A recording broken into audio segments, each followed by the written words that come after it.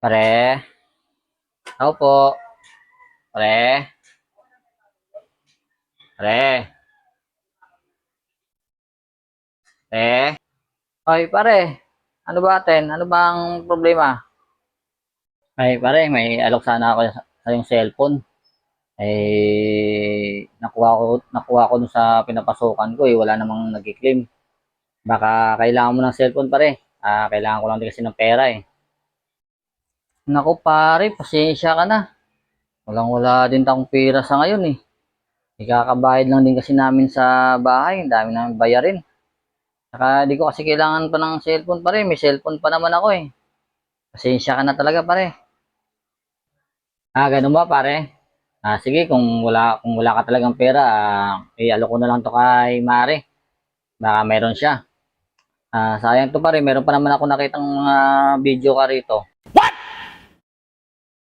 What the fuck? May kasama ka ibang babae. So hindi mo talaga kailangan to pare. Mare ko na lang to i-alok. A few moments later.